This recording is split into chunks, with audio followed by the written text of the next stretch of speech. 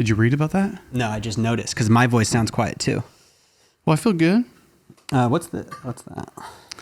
Oh, that? I actually feel a lot more comfortable knowing that I talk already, like sitting in front of, like, I feel good in the right zone, but I like your note-taking idea, and I like you spearheading this podcast. And I'm going to try to leave more open space so that you can fill it and feel comfortable. 100%, baby. And I know that we talked about the last podcast that I can go off on these rants, which I love, but we got to try to get better at this. But so this is episode what? Episode 4? Episode 4 of Those Boys. We are in it. What is this? What are we looking at? Oh, these some incense? Cool incense holder. Did you find that on the streets of San Francisco? thrift store. Right. Which the streets of San Francisco might as well be a thrift store. 100%. I feel it. I vibe it. I understand what you're saying. Also, Timothy Leary's The Politics of Ecstasy. Love Tim. Good guy. Girl. Guy. Love. They. Them. Guy, Timothy Leary. He was like the godfather of ecstasy. Or LSD. Alisty, yeah. Okay. Back to the word jokes, huh? Making fun of words. You're a funny guy, huh? You're one of them funny guys, eh? I figured, incense with politics. Wait, let me start this up real quick so we can at least know how long we go this time. What's up, Those Boys fans? This is I'm Nathan. Oh, well, obviously you're Nathan. And so happy to have you back for episode 4. Funny thing about 4, do you know where, can you tell me the significance of Jay-Z and the number 4? I have no idea. Blue, his daughter Blue. Fuck if I care. His album 4. The fuck if you care? That is aggressive. We just, me and the lady went and saw Kendrick Lamar. Hey! And you'll never know where we live, but we did see him in Oakland, California. Can we get a Oaktown? Oaktown. Hey. Honestly, can I be honest with you? Dude, please. I want to get this off my chest, and then I'm going to let you take the wheel. Get it off your chest. After seeing Kendrick Lamar, kind of like somebody that we agree. Best artist of all time. People are all like, oh, the GOAT. No. Of the last... I don't know. Yeah, like he shouldn't be alive. We are so lucky to have him. Lucky to see him live. Anyways, so seeing him with the lady, she got me tickets for my birthday. God, such a good gift because I don't really need anything. I needed that because it's a great gift. Yeah, it's such a good gift for me. Just because. What a mutual gift too. Like you both probably loved that show. You both probably had such a good time. Well, dude, yeah. Here's me, right? Like like me. Expectations, so much expectations. And here's Meg. Lovely. Yeah. Can't hear nothing. But like literally it'd be like, I got a bone to pick. Meg.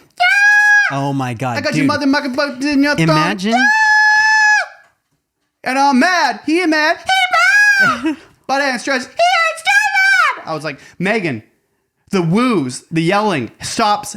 Continue though. Don't be you. It's like every time you want to like tell somebody, it's like, oh my God, am I old? Does that mean I'm old? No, high pitched screams from a female. I had a lot of expectations. The point I want to get off my chest is this to me feels like we're just fucking around podcasting, even though it's not as easy as people think it is. Or I don't know what people think, to be honest, but he is such a artist, like theater. He's whatever you want to like imagine going to a show and being like, okay, I just left having an artistic, creative experience, spiritual, metaphysical, and like night after night, he's just rapping and just saying so many words, commanding so many words. The first people on stage were 4 women of color, black women of color in red dresses. Was that the video you showed me where they are walking up onto That was stage? the very first people on the stage were women of color in red dresses go dun, dun, dun, dun, and the whole thing. And then it goes black again. And all of a sudden he's on stage. So it was like from the very beginning, you were like, finally, it's been the whole pandemic. I've waited years to see a real show. Like I was trying to think the last time I went and saw a show where I left like my heart. Like I was like, it was almost so much to take in at once, but me and Megan talked the whole way home about it.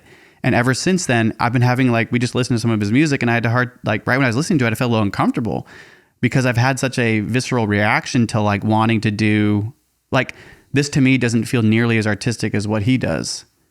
And I know that comparing them is, I know, but like in reality, it's still art, it's still performance, but like I feel a little guilty not taking art more seriously than this. But I guarantee you, he has to take art a little less seriously to be serious. To be that serious in your art 100% of the time, I think is ruins the art because then it's too serious. Oh, you're going to perform, you're going to be serious? I guarantee you, some of his raps are kind of a joke to him so that he can get it off his chest. I don't know, man. I mean, being serious 100% of the time is tough. Have you listened to his new album? I've given it a good listen through, but I haven't done what I normally would do. I didn't connect with this album as much as I did his last album. And it's like, and it takes a lot of work to connect with it. And also once you do connect with it, you realize how little of work. I have a lot to say about the album itself. I think anyone that listens to it, it's just very impactful, very powerful for men in general, women. It's like this whole generational curse. It just really, like, I don't think it's ever been done before. I don't think any album has ever been written like this before. And that's what Kendrick does. His last album was like that. His album before that, like everything he does is just like, he's the, I always it's really amazing, man. Really beautiful. I think of him as like the, I don't know. I don't want to compare him to anybody. I think then every about 5 or 10 years. He just shouldn't be alive. He should not be, like, he should have been killed so many times. If you look at his history, we are so lucky that he's even alive. He came out of Compton. Every single one of his friends has been killed. Look at Jay-Z still alive. That's a miracle. Jay-Z was from New York. Bruh, so was Biggie Smalls, dog. But whoever, Biggie Smalls got killed. Exactly. But so Kendrick Lamar isn't. We are so lucky. Listen to yourself, though. You're saying that, like, Kendrick's so lucky we have Kendrick. It's like we're so lucky we have anyone that was in that scene and didn't get shot. No, but this Kendrick isn't in the same scene. He's completely, that's the point. It's 2022 after the pandemic and he's in his third album. He's made music for Disney. Like the things he's done from where he came from, like Jay-Z's done a lot, but I think that like everyone deserves their own, for one, we don't know what the fuck we're truly talking about. Like if Charlamagne the God was here and we were talking hip hop, so I would be so nervous to talk. I would never talk hip hop around Charlamagne. I would love to talk hip hop around other people, but I don't know what the fuck we're talking about. Anyways, all I know is that I've never seen Jay-Z. I've never seen really that many people live because it's hard for me to go to concerts anymore because of the pandemic, like everybody else. And so seeing Kendrick in the Oakland Arena with performance like that, it makes me want to create more art with you. Yeah. And it was like you always come out of it like really inspired. Obviously it's inspiring, but that level of creativity and simplicity that he brought on such a like magnificent level that it just reminds me of like why we're creative people. I don't know. Like I just understand more of like, oh no, yeah, that's what it would take to be that good. Like if you, yeah, of course. Like that's, but doesn't it give you that itch to want to be back on a stage? That's what like this is. No, for sure. This but is like, as close to like that itch being fulfilled when we have, I mean, I know like I'm a full-time nurse. When I go to a show, every time I go to a show, I have to prepare to be disappointed that I'm not performing. Every time I go to a show. Do you think that's a problem? No, I think it just that differentiates the performer from the. Are you able to enjoy like other performers? Depends on who I'm seeing. So Kendrick Lamar, fuck yeah, I'm gonna enjoy that. That's a king. Why do you think he's a king? But like, no, there's a difference. When we went and saw Skrillex, all it was, I am a fan. It's like we're at the Bill Graham. Yeah, Bill Graham. I was just telling Megan about this when we all got backstage on the top balcony. Yeah, and we were all like me, you, and Philip were up there, and it was just A$AP Rocky and like his crew, and then Skrillex, and they were all playing, and we were just back there like, what are we doing? It was so fun. Now that was a great show. I think there's certain artists, man, that are so detrimental to the time, and so like life changing for my perspective on music. Kendrick's one of them. Skrillex is another one of them. I would even throw in like Coldplay in there, but it's like because it's to you. Yeah, it's to me. Your personal, it's an amount of respect where it's like I'm not a fan. I am not a fan, but for certain people, I'm a fan. Like I'm a fan towards like John Mayer. I'm a fanboy. Like if he comes around, I'm like, fuck, Yeah. what do I say? Not You have many your people. people. Yeah. But, oh, let's just go watch some music. Hell no. Okay. I guess I'll just like tag along and watch music with you. But really the whole time I'm craving to be on stage as well. I'm craving to be artistic as well. And so when you go see Kendrick, an amazing show, you're a fanboy. And so it's kind of like, I am a fanboy. I totally know what you're saying, but I don't know. Like, of course, I totally understand that I want to be the one on stage, but I think the more I've become less this is different. Like less social media. Like me, I've pulled away so much during the pandemic. Just stopped posting about anything, and I almost became I've become really addicted to not sharing my life at all. And it almost empowers me to be like, no, nobody knows what I'm doing with my life. And it's like, now I've completely kind of like, why would I share anything? Because like, it takes only a couple of years to get out of sharing anything. And so the thought of being on a stage like Kendrick versus sharing every day, you don't have to share every day being a artist. The whole point of being an artist is that you have a voice, something to share, and people will listen. So when people listen, then you say what you have to say over and over and over and over and over and over again everywhere you go. It's like a traveling on a box, the guy on a voice box, whatever they call those, a soapbox. It's like you say the same thing with different. You bring it, but you have the same thing that people want to hear you everywhere. And so Kendrick has something to say. We believe that we have something to perform. Something I noticed in the videos you sent me is a lot of times Kendrick's not even singing. He's letting the crowd do the work. And that's when you're at that level, dude. You're just enjoying. He says a lot, but you're enjoying the amount of acceptance you've had in your art. When you can get that many people just singing your song and you're just up there like every other line, like just enjoying it with everybody. I feel like that's like the pinnacle of success in terms of like what Kendrick has, what Skrillex had for that moment, where it's kind of like, you don't got to do much. We love you. We love your art. But that's like fans that love the music, and like he would do this. He closes. Yeah. And then people would sing not 10 seconds. It's the whole song. It'd be full pauses. Crowd comes back in, pause, crowd keeps going. Yeah. And he's just. But dude, it's Kendrick Lamar. How many times So, have you listened to his music? You know it by heart. Like his art though is, when you really listen to what he's writing, it's all for him. So him and his wife, about his family, about his success. Now like, it is. This is my life, Dude, and I'm blessed. This Mad is City? my life, and I'm blessed. This is anybody fighting In an through the interview- stress. It's like way more. Even his last album was like, the way it was written was magic in the studio. We can get so lost, but I like the point that you made about how it's hard to go to shows and not have like prepare for that disappointment. And I know that that's like, we were just talking about this. And I think you should get into it about how the way we were raised, or what we were brought up in, and how we experienced childhood, and how we were successful on stages as children. That like, I don't know, go with that. Well, like, we were raised by super strongly in the Christian faith, with a father who was a pastor. Still is a pastor.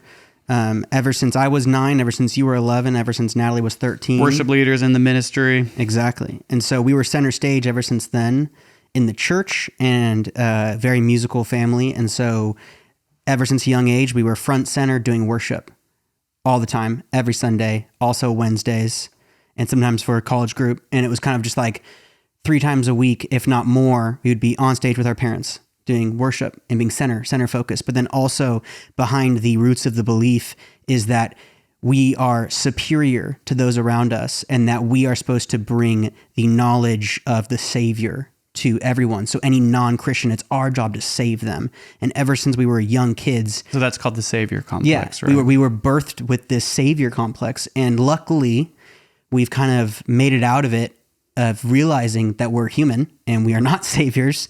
But that's been built into us to have that image upon us, and to be kind of comfortable and okay with that image. And I think it's led us to do Blouse. It's led me to perform. So then all our performances go off that. You're making the connection that because Dad was on a stage and did music with Mom, they performed, people loved it. We always saw them congratulated. And then when we started performing with Mom and Dad on stage in the worship groups, it was like Sound of Music, the family Von Trapp. Yeah. You know, and it felt that way. Natalie didn't really play that much She went through like a musically. year phase. She had a phase, but like you and I were like, this is our life forever. Fuck me in the mind. Fuck me in the mind, you stage man. Fuck me in the mind. That's what it felt like. It felt like But the then, stage dude, was like... at a young age, we took that image and we took that energy and we turned it into dance music and blouse. And we rode that for about 5 years. That was after I moved out and we'd grown up a little bit. And Not even. I was like, I started writing dance music. No, for sure. But anyways, so this image, I want to stay on topic with what I was asking you about how, because I think that you and I relate a lot to this, but at the same time, I've been growing through this exact experience where you have this disappointment. So let's say your lady wants to go to a show, a reggae show. I'm gonna set up the scenario. You're already setting up the reality. Yeah, of the I'm gonna set situation. the scenario. Okay, you're gonna go to a reggae show. Okay, what's the reggae band that people love? Sublime. No, what Sublime? Like they're amazing, but like there's like the band that Revolution. Is that what they're called? Revolution, yeah. It's like, but there's another name for them. I know there was one that people loved. Anyways, they're a great band, super good rocks, like great rock stars, great live, know how to put on a great show, but it's white boy reggae. So when you go, the experience is like a blast and you're like, oh damn, these musicians know what the fuck they're doing. So that's the scenario. You are going to go to a reggae show with your girl. And what do you feel? I mean, the sad reality of that, I'm not the biggest reggae fan. But also, if I am not a fanboy to the music, what's the point of me seeing it? And I'm trying to change my perspective on that. But in reality, like, I mean, if you're not a fan, you shouldn't go watch something you don't want to go watch. Exactly. But she wasn't raised the same way we were as performers. She was raised with no music in their family. And so anytime anyone's performing music, it's like, let's watch and listen. They're performing music. And I'm like, everyone performs music around me. These people are okay. I don't really want to go pay to watch them. I see. And so I'm at the point of, unless I know I'm going to be blown away and impressed and be a fanboy at a show, I don't really want to go, but I'll go for my girl. You want gold everywhere. Like you if you're going to go to see somebody play and you're going to stand there Especially and hurt your back, you're going to hurt your lower back. my lower. It's like, I've been standing all day for 8 hours already. I'm going to go to the show and stand for another 3. You think I'm going to hurt my lower back for this? Yeah. You got another thing coming, babe. I'm out of here. I'm going home. You can watch them. Okay. My heels? Not worth it. Maybe, all right. So let's just say like the scenario of the reggae was kind of like, I was trying to build the picture where like you still have the longing to be on stage for even like maybe the show's sold out or it's packed and it's an amazing, well-sounded show, but it's reggae. So you're not into the genre, but do you still crave the stage in that space? The reggae show? Like they're still on stage killing it. But I think that's kind of why I don't want to go.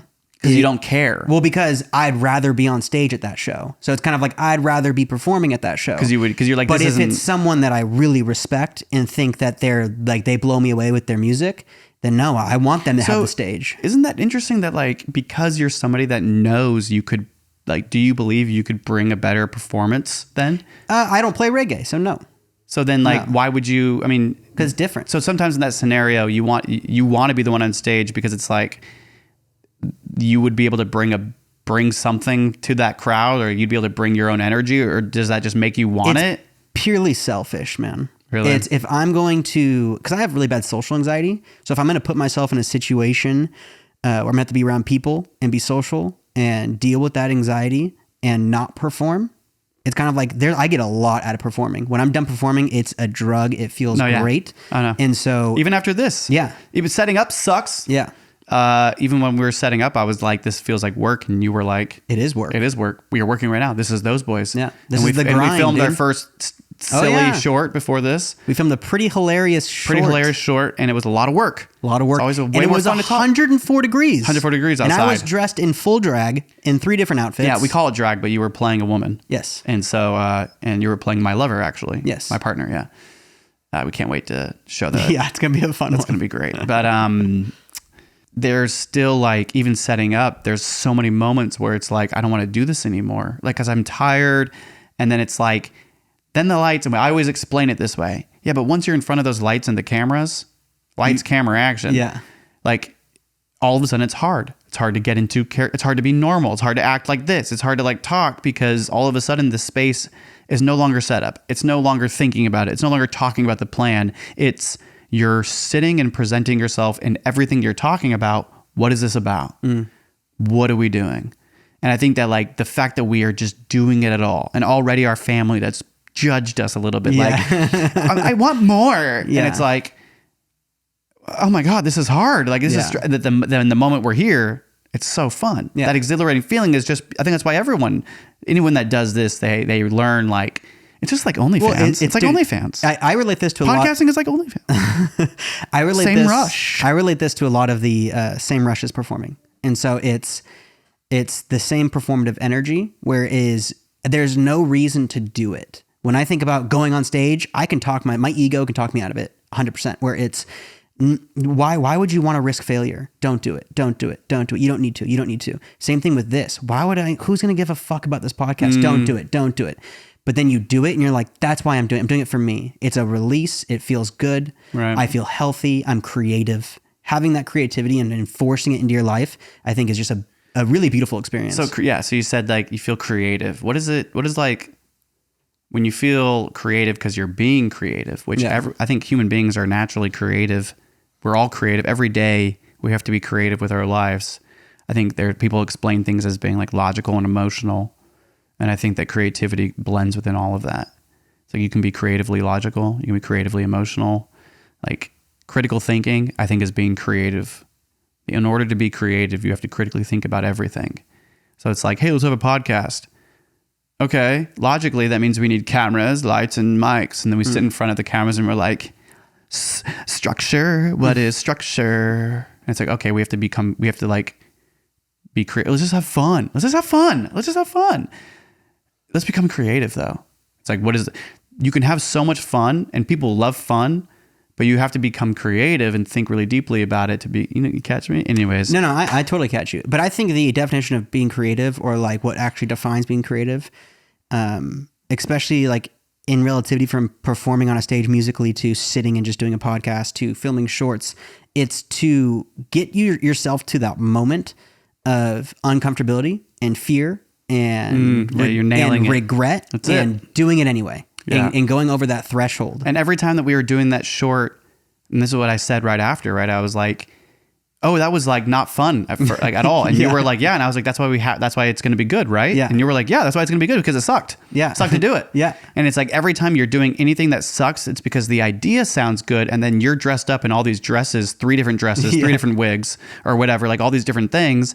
And it's like, we're waiting outside to film it because we don't want neighbors to see because we're embarrassed. And it's like, oh, this isn't necessarily like doing it is just like work. And the thing is, it's like, you got to have fun doing the work. And I think what's important is just not stressing about it. Yeah. Or stressing about it. That's the thing, man. Or you're learning how to hold, that's what you're saying, is that you're learning how to hold that stress. We talk about that showing up and just being like, hey, we're filming a short today. Get your shit together. Let's do it. And it's kind of like, today's a tough day. I don't want to do it. But then you get over that hump and it's like, wow, I really grew by getting over this hump. And I feel like I performed and did something creative. I don't know. I think there's just different levels to it, and there's reasons why we do it. And we can try to come up with the exact reasons on why we try to be creative. But in reality, I think it's just in our blood and DNA to create and be creative. Obi is incredibly lovey today. Look at him. He's been a lot more lovey ever since you guys did the... I don't do that. Ever since his sister passed away. Oh. R.I.P. I thought he's been a lot more trying to run away. Cats are interesting, man. Cats are not like dogs, which you can't see our manager Atmore down there, who was asleep because it's so hot in here. But cats are just majestic as fuck. There's this new Netflix documentary or show that is like about cats, and Obi he's got a lot of different energies. Every morning lately, if he doesn't have food in his bowl, about 4 or 5 a.m., he's knocking over one thing at a time in our room. And the fan's on. Megan's got pillows over her head because she sleeps like a gremlin under a rock, a little hermit. And I'm there like a pin hits the floor, And so Obi... You've slept for 30 minutes, but you feel fine. Whatever, I'll get up. Yeah. Obi's like, oh, reading glasses right next to that book you were reading before bed? Yep. And I'm like, the last night I woke up, and right when I woke up, I just was like right out of sleep, like, get over there, Obi! like so like ready to go. And I like looked at him and he's sitting on the ground and he just like knew it. And he's just like looking up at me and I was like, got up, fed him right away. I was like, I'm still tired. I'm still tired. I'm still tired. I'm still tired. I'm still tired. I'm still tired. I'm still tired. And I go back to bed and I hop into bed and I'm like, I'm up. It's 4 a.m. It's 4 a.m. That's your 4 a.m. wake up call. Mine, this happened to me 2 nights ago, and this happens at least 3 times a week. No cap, straight up is what happens. I'll be laying there and I'll go, no cap? No cap, dude. Wait, no cap? No cap. Continue. I'll be laying there and I'll feel, it almost feels like, oh, my nose is running, and I'll instantly know my nose is bleeding. And so I'll just... You've been waking up with bloody noses. I mean, my whole life I've been... Do you ever, a fly ever land on your cheek at the same time? A fly? A fly, like a flying fly, like a fly, like a black fly? I don't think it's ever happened. Because if a fly landed on your cheek at the same time that you're having a bloody nose, do you realize what that means? What does that mean?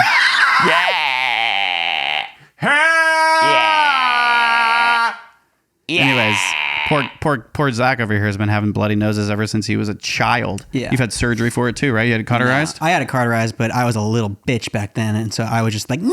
No, you were a kid. I know, I was 4 years old. In many ways, you were more advanced than most adults. You just were like, unequipped to pain. Well, and the doctor was terrible. He was like, hey, this is going to burn.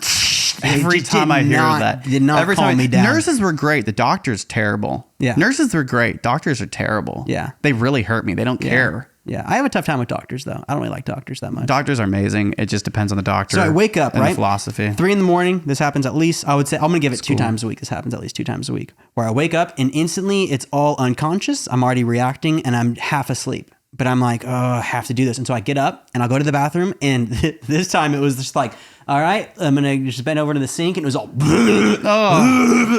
like it was just packed up there, dude. So much blood. How's the burn? I mean, the burn's getting a little better, actually. At first, at first, it was like all my skin was coming off. Yeah, it looks really good now. Yeah, Thank God for, thanks mom for our beautiful Italian skin. Hundo percentile. Because it's sensitive as fuck, but it heals and it looks beautiful no matter what. Facts. Sensitive though. Sensitive. Yeah, so bloody noses are my thing. Yeah. I ride with them. I love them. You've had surgery on the hands. They're not as popular as I like them to be, but I can roll. I'm chilling. How much time do we have left? Because we said we're going to do a shorty. 25 minutes. Yes, we got 20 more minutes. Nice. If we want to go full 45. Yeah. Let me pull out my handy dandy notebook. How about some updates here for Those Boys fans? So I think we said it the last podcast, but we've officially signed the business license as official here in California for Those Boys LLC. Hell yeah. So we claimed that name, and that's starting the process of on our TikTok, which Zach runs all of that. We are officially a business TikTok, so you can go to the link to our YouTube, which is amazing. Progress, better lights, still iPhones and the GoPro. We've been thinking about getting a camera. At some point we need to get a camera. We'll advance stuff slowly. And also, there's some updates for me. I'm making my way back into the tubes. First off, do I look any different to you, Zach? Do you notice anything different about me? Maybe. Oh, yeah, I know what it is. You got that lip surgery. You got that Botox. Yeah. That duck face going. Kardashian look. Love it. What does Aerosmith do in SNL? He goes, these are real lips. Real lips. He's got some haircut, bro. Nice lips, dude. We're going to comment about my haircut. Oh, nice haircut, dude. Nice fade. Everyone else is going to be able to notice it because of the cameras, but you've seen me a lot. So you're like, I don't really notice these things, man. The thing is, I believe in not getting my haircut until you notice it. Meaning like, he deserves a haircut. He's looking a little haggard. And then you go and get your haircut. And then the people are like, you look amazing. What's new? And you're like, everything. And they're like, oh. So I got a haircut. And I started a TikTok. You had to, man. A personal TikTok. Well, I mean, we're pretty active on our Those Boys TikTok, and it's only relevant, man. You want to know why? You start having a personality. The real on the reason internet. I haven't even used it. I posted one video that I made a while ago. You need a place that people can go follow you at. That's all it is. The reason why I downloaded it was because you have been sending me links to TikTok videos for over a year now, maybe a year and a half, and I've been going onto the Google app or Chrome, clicking on the link, having to unmute it, and then hoping it plays correctly. And then if it doesn't play correctly, I have to exit it out, reopen the link, go back online. And you might be asking, why don't you just download the app? Ask that. Go ahead. Why not just download the app? There's a whole population of people in this world, if not, I'll just say for America, I'll say California, of around my age, 28, 29, 30, 31, 32, 33. Like we're talking real millennials, like 90s, 91, 92, 93, born 1990s, who are not downloading TikTok, but only watching the TikTok videos through Instagram replays or Facebook replays because they don't want to download the new like TikTok app because like, But that's every new app, dude. that's every new app. When Facebook was blown up, we wouldn't download it. When Instagram came out, we wouldn't download it. I know. I was just I'm MySpace Messenger. Why would you need anything else? MySpace. Yeah, exactly. Until MySpace is done. Online, and they could always say like online on MySpace. You'd be like, oh, she's online. So I look at it as all the other platforms are social media platforms, and social media is incredibly dangerous. And it's incredibly controlling, and it is normally ran by a central governing force. But TikTok has never declared, they have never declared themselves as a social media platform. They have been strictly entertainment. Yep. And you're looking at us. Yeah. Those boys, entertainers. Entertainers. I had some photographers that worked for TikTok come sit at my bar. Really? And they were talking to me about how... What do you mean photographers for TikTok? Well, they actually were doing photographers for my property that I was doing. They were doing some video photography and stuff. And he actually, the person that was doing it happened to be my physiology teacher at junior college. And it was a photographer? It was He's also a photographer? He was a videographer. Who was your physiology teacher? You can mute him. You can beep him. It was... Oh, he's new then. I did not know him. He was newer, and but he was one of my favorite teachers. He was my age. So he was like 29 when I was 27 in the class, like very close. Teaching physiology at college. Yeah, he was a brilliant teacher. But so he was... I mean, a name... He was sitting at my bar, and I was like, after like maybe 10 minutes, I was like, dude, I think I know you. I was like, do you... And first thing I said was, do you do video tutorials? Because you look like you do video tutorials, and I might have learned something in video editing. And he was like, yes. And so we started talking about that. And then he was like you. Yeah, no. And he was like, did you take physiology at the junior college? And I was like, yes, you're Dr. And so instantly I was like, what a small world. And we started talking, and I'm like, what are you doing here? He's like, oh, on summers I do film. It's like that's why like you saw those videos, all this stuff. It's like, no one knows of it. It's my hobby. So I started like talking with him about the hobby, but then the other people he was with were just like contractors that were working with him, and they were talking about TikTok. And the other ones that turned me on to why TikTok, like everyone's like, oh, they have all your information. So does Facebook, so does Instagram, so does the whole internet has your information. That's not what to worry about. It's worrisome when the goal of the platform is not to entertain you, but to just take your attention. Whereas TikTok's whole goal is to keep your attention with entertainment at the max it could possibly be. So the algorithm is only supposed to entertain you. So if something is supposed to go viral, it will on TikTok. Whereas Instagram, they might choose. Like, the algorithm chooses, the algorithm would be like, we don't like what you're wearing today. We're not going to make you go viral. Whereas TikTok is like, well, that was fucking entertaining. We don't give a fuck that you said fuck 9 times. It's going to fucking go fucking great. And it's to do fucking well. It's like, whoa. Finally, there's this realm of entertainment where you can just post kind of anything and see if you're worthy of going viral. I'm listening to you, but I'm just going to re-say what you just... So you're saying on Instagram, they might be like, that's fucking tight. We might fucking post it. But on TikTok, they're like, that's fucking sick. That's fucking viral. We're going to fucking post that shit. Fucking post it. Or you'll think that, and then it won't go viral. But you have the highest, like, least amount of judgment on your content on TikTok from the center governing. But they might ban you, or they might. Yeah, they're getting better at not. I posted my personal TikTok. Dude, I posted a video of me with my shirt off. Your cock. You can't do that. You just like your first video. You're like, right. Guys, check how big I am. I'm like, what? That's a hard lesson for me to learn. Yeah. Can't take out the genitals. One day you're gentillion. Like, can't take out the gentillion. Can't take out the gentillion. No gentillion on TikTok. One day you're like, man, I'm gonna take off all my social media. I don't want to be on anything. 3 years go by. Just one quick question. Oh my god, you just went full Trump. Yeah. And then the next day you're like, Zach, I downloaded TikTok and they took down my video because I showed my cock. Wow, this is real advanced. And well, no. Well, you want to know what I really did? I made a very cute video because I didn't even know that you could have profile videos. And it was me with like running in the beach with my shirt off. And Megan was like, okay, what, thirst for your first profile? Like thirst video? I'm like, oh, yeah, babe. 100%. Duh. And then bam, I post it. Within a second, I get like an email that's like, you've been banned from like editing your profile for 24 hours due to like the guidelines. And Megan was like, haha, it's because your shirt was off. And I was like, no, that's TikTok bullshit. Is rough. No, it's because you're a new account. What? You have the algorithm is so much smarter now. No, dude, it's because, and then my profile video changed back to my original picture. It took my profile video down. Yeah. Because I was shirtless. Yeah, but you could technically file a complaint against TikTok saying they were wrong. So if I was if I was more popular, popular or like a ton of followers, do you think they would have taken it down? they might just have something Because the specific. algorithm takes it down, right? I mean, a person. It gets flagged by the algorithm. And then somebody looks at them, they're like, he's too hot. Click. No. Nipples. Click. No, they see you with your shirt off, new account. It instantly looks like a sex account, and they ban you. They think I'm a bot. Yeah. Fuck. I'm not a bot, dude. Okay. Just so serious. Fuck, man. Let me try this again. Wait, they think I'm a porn bot? I think you're a porn bot, dude. Fuck. I'm not a bot. You're not a bot.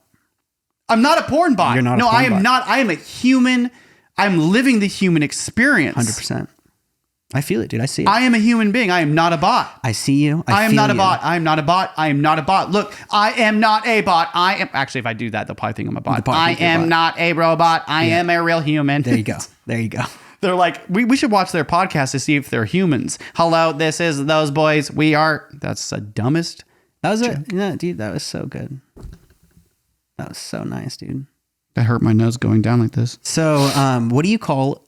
What's a one-word letter? For Do you have your notebook out? I do. Tell people what you got with the notepad. What is that? Well, I got these little small notepads. Which you want me to start doing, and I'm like, bruh. Whereas I take them with me to work, and I try to keep them around my person as much as possible because I used to always take notes on my phone, but in reality, like, it's just so much easier to write something down. Not even real that. quick. It's just not as.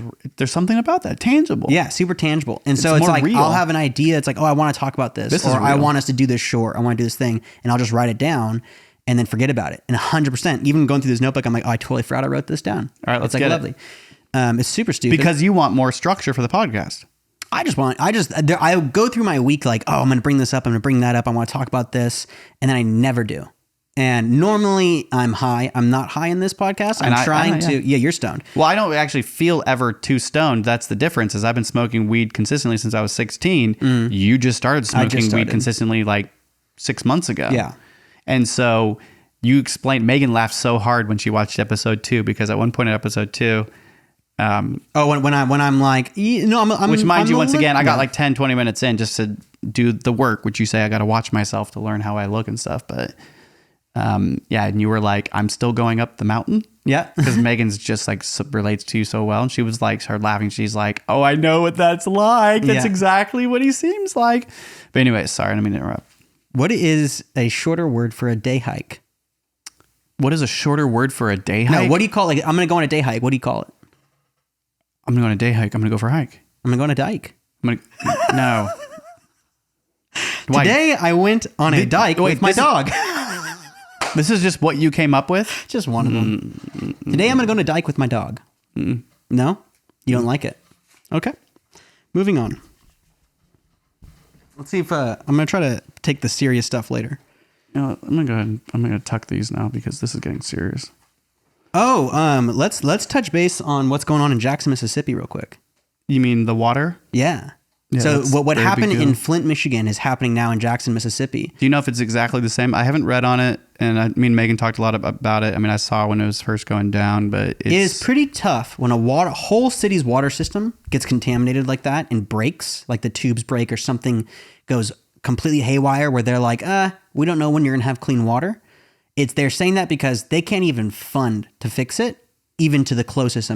Or they just won't fix it. But then look what happened to Flint. Don't you think they have the money? No. You don't think so? Dude, you have to think about a whole city's water got contaminated. But that's like a history of them not doing the right thing for the people. They're done. But that's the point is that that's it. There's no more Jackson, Mississippi. That is white, male, conservative, racist politics handed down since the beginning.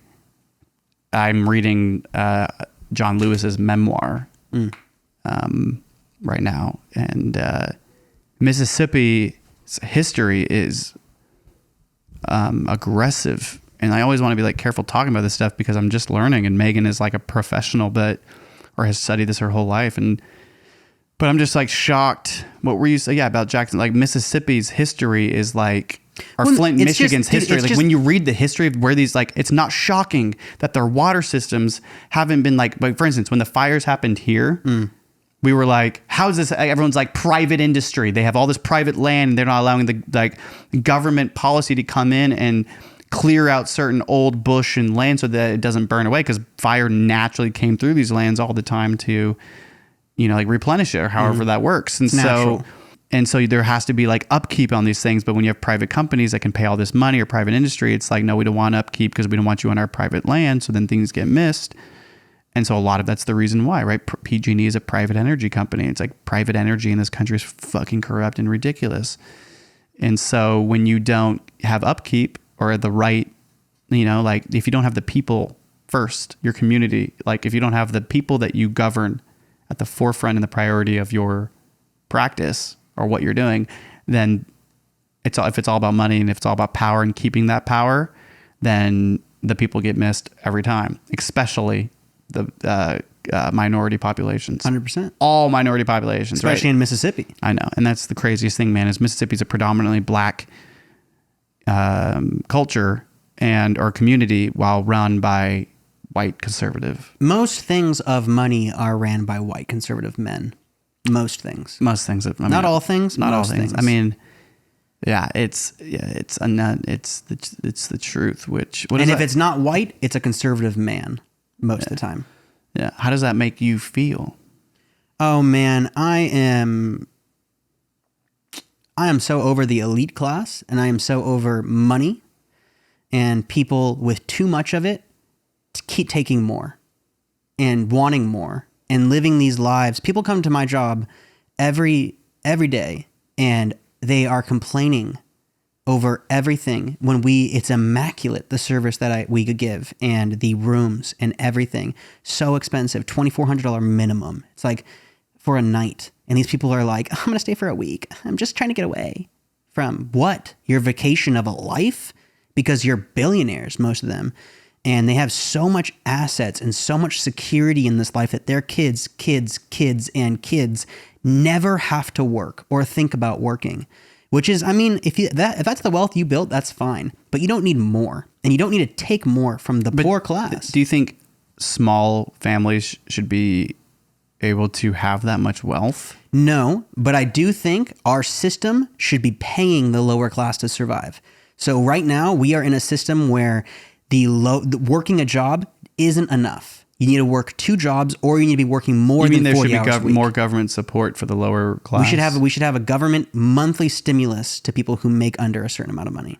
Do you think that there would be a huge population of people? I think this is just the general immediate kickback on that would be, well, then people are just going to be like hiding their money and working under the table so they can get that government paycheck. 100%. But I can tell you right now, $2,000 to every individual who makes under $80,000 a year or under $100,000 a year, whatever cap you want to do, base it off state, whatever, is junk change to the government. When we took out the stimulus for the pandemic, only $900 billion went to pay everyone an absurd amount for 3 months. But the other $2.1 trillion went to pay off business owners, corporations.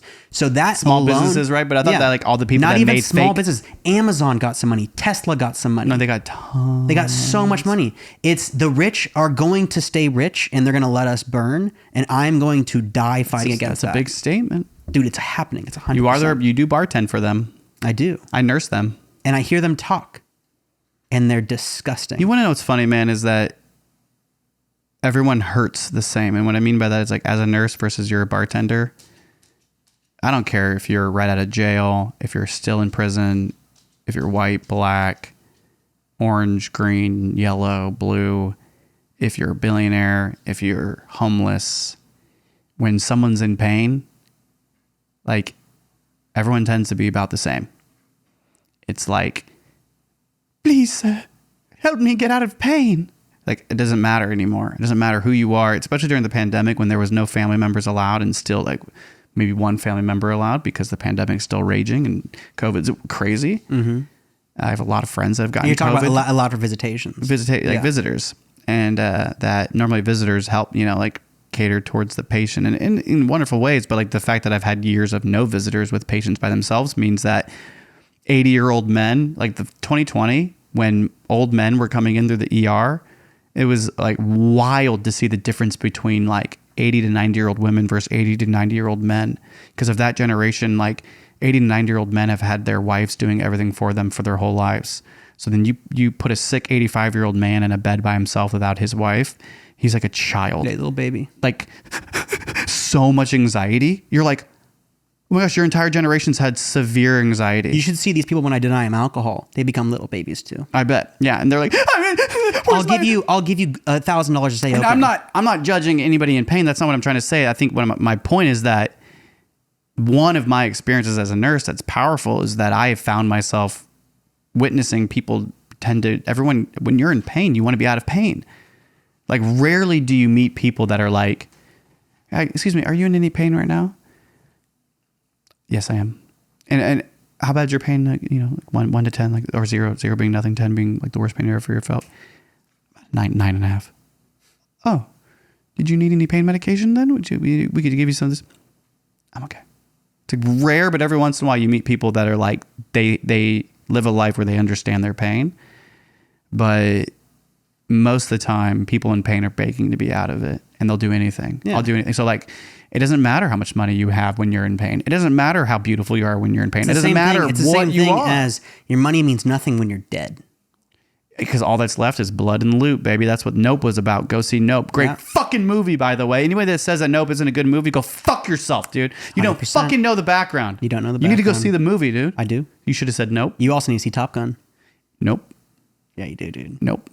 I don't support. Couldn't be any more polar opposite films. A few of those actors, and I have met one of them. You're going to come out public right now about this. I have met one of them who is an asshole to the tits. Wow! But I'm not going to say his name. Can't say his name, but if you say the movie Top Gun, you might be able to figure it out. You might be able to figure it out.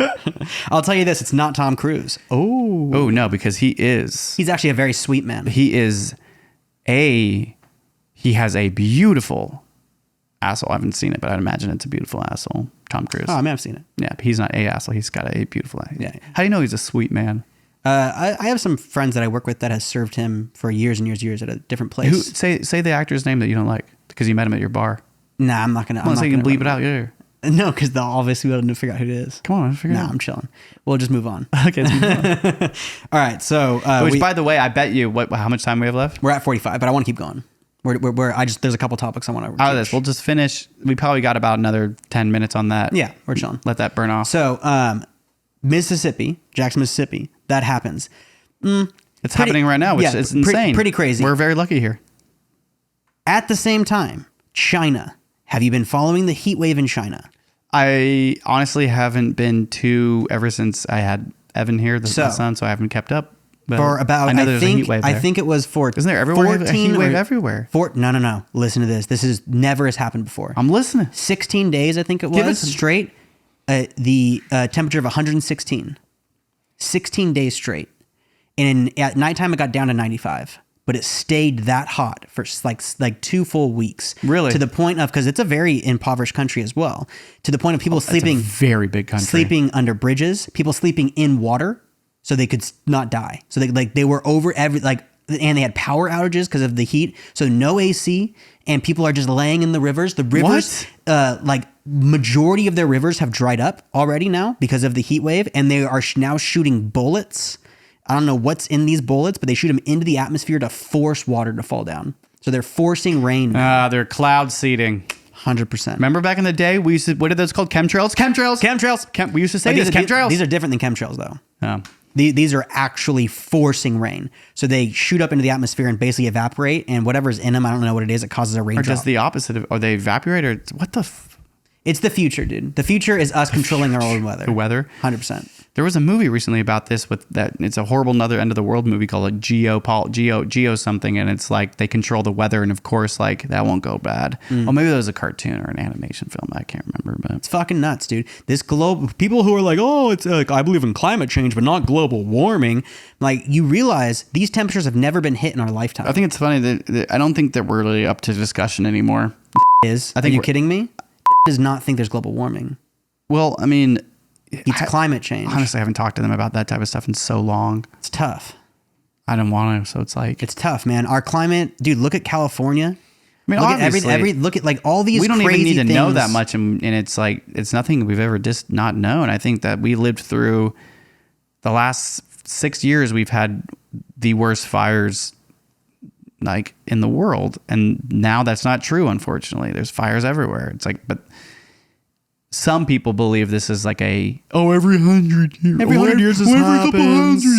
every couple hundred years, the water rises and the sun burns everybody. You know, it's gonna be in 10 years from now when we all have to move, and when there is no more like New York.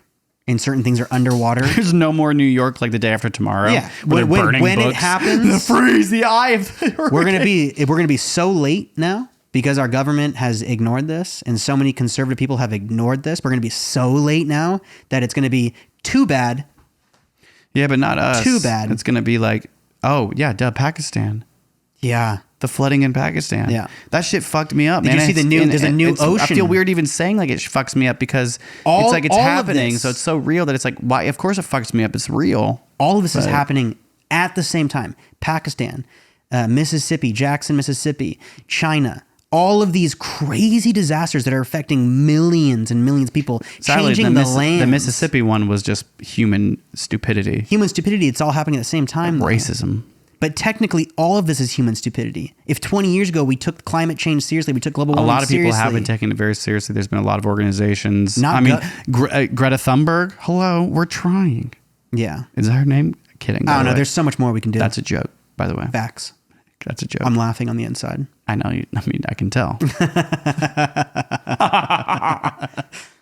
It's like, how about this? Ready? I have a topic that we can talk about. Ready? Let's just do a never-ending laugh. Okay. Okay. How about this? Ready? Okay. Climate change. Climate change. No. No, you first.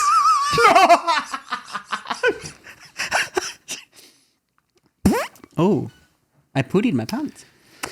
That was good. I like the notebook, man. One more thing I want to bring up. One more notebook thing. One more thing I want to bring up, and this one's deep to my heart. Oh, God. Deep to your heart, deep to my heart. To the beat of my... Mr. Labeouf has been coming back on the social media. Shia LaBeouf has been... Even Stevens. Showing himself again, and he recently was canceled about a year ago, I believe. For what was he canceled for? He abused his girlfriend pretty bad.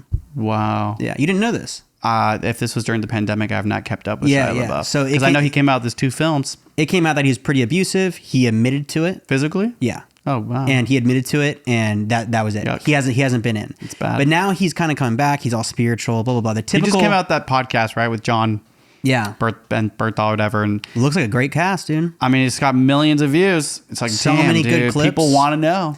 Well, it's because, it's just, I don't know. When someone goes through revelations like that and they think they found God and all these things, they have a lot of really good intellectual things to say. Like he's like super Catholic now. So so this is crazy, man. Yeah. So, I mean, like, there's so much I want to say. I think what's important is we can talk about that, but I think that we've gone through our own personal revelations a lot in our lives, and we were talking about a little bit with our upbringing, and even just like in the last couple months, you were over here during a recent issue, like outbreak I had, where I could not control my like anger, which it's nothing like physical or anything like that, but just like anger runs in our family. Like we were raised with a level of like conflict of anger. It's not a lot of people aren't raised with that. And a lot of my past relationships were full of conflict. And so like the revelations we've had in our life around anger, especially like you broke your hand in 8 places punching a cement wall. Supposedly 91 places. Oh, 91 places. Yeah. Once you shatter it, they just give you and the other day you're literally looking at me like, yes, Nathan, whenever we get angry, we lose. And I'm like, okay, what the fuck, bro? So it's like you can have all this growth and then something happens and it's like life is about, we were just talking about holding the chaos. It's like organized chaos, the yin and yang. It's a balance between the two. This is everything we live by is like, I mean, you're the microdosing and you did a full microdose. You and your lady did, right? With psilocybin. So like, I think that we're on a level of like, we have a lot to talk about together in our personal revelations. And I think that we aren't abusive to our partners. We never have been. I've been physically abused by partners. I've been cheated on. I've been heartbroken, but I've also had major anger issues. I've said things that could be considered verbally abusive, of course, being honest about it. Like, so who am I to judge Shia LaBeouf for his past?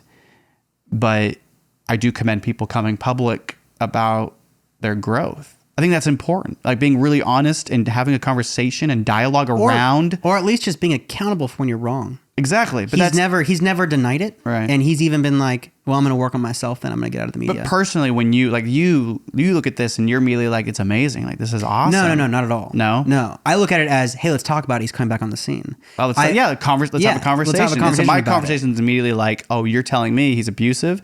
I immediately judge him. Like, that sucks. Mom used to call me Even Stevens. I love Shia LaBeouf. Well, yeah, that's why it's a big deal to us. But who am I to judge when I've never hurt anybody physically in my life besides maybe you? We've been physical a couple times. But not like, we've never hurt each other. But enough. like when it comes to like, I've punched walls in my past, thrown things, broken doors, like physical violence to things has been an outlet. And that's an honest, admission. But for me to judge Shia because he was physically abusive to his girlfriend, like Chris Brown, or like these people where I'm like, it's really hard for me to not judge physically abusive partners, whether male or female, because I know what that feels like. I've been through it. And like, but I would be a fool to say that I haven't presented my own form of anger to somebody like my partner who had no anger in her life upbringing, no real conflict like we did. So her experience of conflict is completely different than mine. Mine, there's like a normality of with conflict, which is unfortunate. And like, it shouldn't be normal to have that much conflict, but the reality is that's what was around. So I'm familiar with it. Not everyone's familiar with conflict. So the contrast of my conflict resolution or how it's been resolved in the past isn't working with somebody else. Then it's like black and white. It's like, oh my God, this is bad. Like, this is not how I can ever be ever again. And so all that to say is, I think that these conversations are good because it brings into light how we can be honest about our own experiences. Well, and it's just also like being accountable and accepting when you've done something wrong is really powerful. And it is followed by forgiveness most of the time. Like just him having grace, admitting to his wrongs and being like, whatever, I'm going to suffer through it. I'm trying to grow. I'm trying not to be this person anymore. It's like, well, damn. Thanks for being honest and thanks for accepting your wrongs. Well, I mean, he's pretty fucking lucky to have a platform with another white male, successful person who was in movies with him who was like, hey, bro, I'll interview you and I'll give you an awesome platform. They were in one movie together. They were in that same movie where Brad Pitt supposedly helped him get out of his crazy. Like, Shia LaBeouf is a childhood actor who came out of an extremely, we all know his life. Well, because he put it on film. Exactly. So it's like, we have to respect, we have to help him. But the thing is what about the girlfriend who was ripped apart?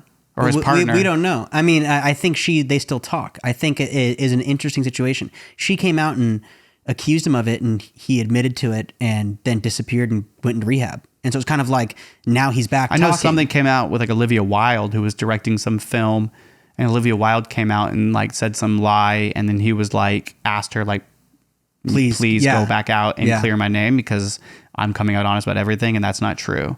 And then I didn't hear anything else that came out of it. Yeah. It's all like, I haven't followed up too much on it. I've been more just focused on Shia. What's interesting is that like there's all the fucking bullshit Hollywood, the I nope, right? Like all the crazy. And then there's this how long was the interview he did with John Berthwell or whatever, like an hour and a half or something? I don't know, yeah. Long enough where you don't get that before. Shia LaBeouf has done plenty of interviews with Jimmy Fallon and Jay, like every nighttime, but in the past, it would be like the Hollywood circle. You sit in a circle and you listen to like whatever. That was a great one. Here you have two famous actors, very successful, and one's childhood, one's not as nearly as much, just talking like we are, and it's more successful than anything they've done lately in years. And it's honest and it's real. That's what There's makes a it part successful. of it though that makes me feel like I can almost tell they're acting, because how can you not? It's like us. Even right now, I feel like I'm a little acting. They're actors, dude. You turn on a camera and they're instantly like... They're actors, dude. You can tell they put on a face. Either way, they've been acting. He's been acting since he's a baby. So it's kind of like... He's incredible, yeah. Yeah. But the reason why I brought it up is just because he was a huge part of our childhood and a huge part of what made me want to start acting. I mean, yeah, as everything. His humor, his goofiness, the way he was on camera, the way he was as a child, Just watching him come up and drink and get his DUI and do all that stuff, and then still just perform and have like this crazy artistic life. Yeah. And then it to come out that he beat his girlfriend, I wasn't surprised by that. He was a pretty self-abusive person. It's very sad. Sad. But still, when I did get that news, I was at work, and on my way home, most of my good lines that I come to for my music is normally when I'm driving.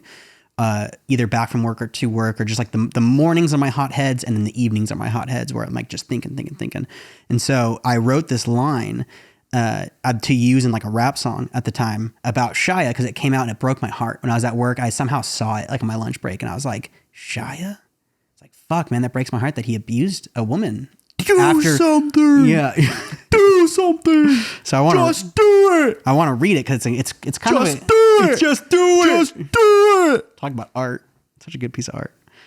But the line is, now Shia is beating his girl too, and that breaks my heart because I've always looked up to that man and all he's been through. Yet no one seems to question his father or what he do, or if he was abused, as if we don't just do what our daddies taught us to. And we're surprised that she said me too, as if society has done anything to actually change the chain of abuse. Damn.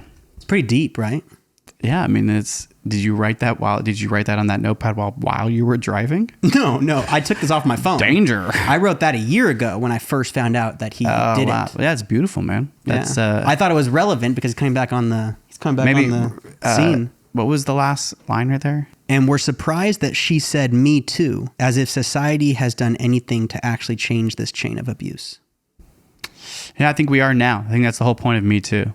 Me Too is the change. Well, it's the voice. It's the coming out publicly and being able to have a voice. Like, how long? Like, fuck yeah, she came out publicly. Fuck yeah, Me Too. You come out, you break that shit. Fuck yeah, Shia has to figure shit out. You look at his life. And it's like he's been abused since a baby. But I mean, I can have room for understanding. But there's no one gets an out to be violent towards anybody else. That's not what I'm saying. I'm saying no one's talking about the fact that his dad was a horrendous. But isn't father. that what his movie was all about? It was. But when it comes out that he beats a woman. But the problem is that no one says, "Man, we got to fix society's upbringing of children." As Shia Labeouf, who is the childhood star, who was an abuser, who has now been called out publicly, his partner, maybe she doesn't want to be public. Maybe she's like, but she should have thought about that before she dated a very famous person. Yeah. I imagine like she should be platformed too. Like the reality is that Shia LaBeouf, whatever, he's coming out. The fact is he's making a ton of money off these videos. Whatever he does, he's making money off of it. Maybe he's not. I don't want to judge him for it. But the reality is he is an entertainer. So coming out publicly about anything for once, you're only coming out publicly because this is your business. Mm-hmm. So he has to come out publicly about it because his entire life is public. Like part of his money is coming in. Like if people don't accept him because he's an abuser and he's canceled, they won't see his movies. Mm-hmm. And so the reality is, I think like the conversation we're talking, what maybe tell me if I'm wrong, is like there's the Me Too conversation, which has been happening forever, or not forever, recently, for a long time. And now we're talking about cancel culture. Like what the fuck is cancel culture? Should there be cancel culture? And Shia LaBeouf coming back and talking means cancel culture isn't forever. Well, no, it shows that there's a reason to be canceled and there's the way to recover. And if you are accountable, and you take I like what you're saying. Listen. I see what you're saying. Yeah. If you listen and you change because you see how you've wronged, and you approach the media that way. If you're a famous person and you say, "Hey, I did something wrong. I'm going to work on myself. We're not going to let this happen again." That kind of accountability is forgivable. But when someone's like, "I didn't fuck that girl. I don't know what you're talking about," it's like instantly keep him canceled. Keep that man canceled. It's like you're not coming back. There's no accountability, and I don't know. The Me Too culture is tough. You think of course it's tough, and it should be because it's tough to be raped, it's tough to be abused. So it's always uncomfortable coming out public. But the reality is, it's way more uncomfortable being fucking raped. 100%. So like the Me Too movement should be tough, should be rough, it should be intense because the people being called out and just the experience that the people, not just women, everybody that comes out for any experience. I mean, myself included with my own. I mean, I'm sure there's plenty of experiences where the whole idea is being like, yeah, I've been cheated on too. Yeah, I've been date rape too. Yeah, me too. I've had these crazy things, and I've never even had the word, like when the words come, you're like, there literally wasn't even the cells in my brain making their neurological connections to know that happened. Called PTSD. So for a lot of people that make that or even a culture that has language for it. Yeah. So the fact that even that any of this is possible is amazing, but it's also, of course, it's intense. And like, we're talking about like such basic Me Too stuff, but there's like the whole Kevin Spacey, and nothing's basic, but like Kevin Spacey, like that whole thing. One of the greatest, bad one. One of the greatest actors ever. And so it was, everybody like collectively was like, he has to be canceled, and it's a big bummer because he's incredible. But like what you said about how I like this idea that where's like honest, true accountability for yourself and your actions publicly might take a long time. It might be awkward, but it's like true and honest accountability and growth is what it might take to be able to be accepted. But it takes time and it takes space to be able to get there. And I do think though that like if Megan was here, this is the type of conversation where she might add in a philosophical or some sort of historical awareness that's kind of like, oh yeah, I didn't think about that, like I didn't think about like the history of men and how this looks. Like the reality is that Shia Labeouf coming out and being honest, like having accountability or whatever, that's great, but it's still not. I don't think that should be the focus all the time. Yeah, 100%. I don't think it's just that. But that's also why he hasn't been anywhere for a year. And I don't even think he's trying to get like respect or anything. I think he's just talking about it now. Same the reason why James Franco took 4 years for him to talk about his cancellations. So it's kind of like there's always that moment where someone comes to talk. Public, they come out at some point. They have to be public at some point. And so business. When they're public, you're like, oh, hey, this is how they approach it. Thank God we don't do something that's public then for business. Thank you, Those Boys fans, for episode 4. Yeah. This has been fun. Yeah. Actually, every time it feels a little bit better, doesn't it? Yeah. Do you feel better not being high? I feel like I can zing quicker. But it's like, it's not as fun. I love being high, dude. I know, man. I mean, it makes everything an adventure, and I love being on an adventure. I love it. It's beautiful. It's a robot Trump. Thank you, everybody. I hope if you made it this far, we're going to try to shorten these podcasts down. Yeah, so we were trying to do 45. This one went to an hour and 5. That's chilling. No, whatever. And then, dude, it's less than an hour. Get ready 45. for our first short. Yeah, first short. It's going to be great. It's going to be funny. All right, I'm done. We're done. Thank you. Thanks, Those Boys fans. Okay, bye.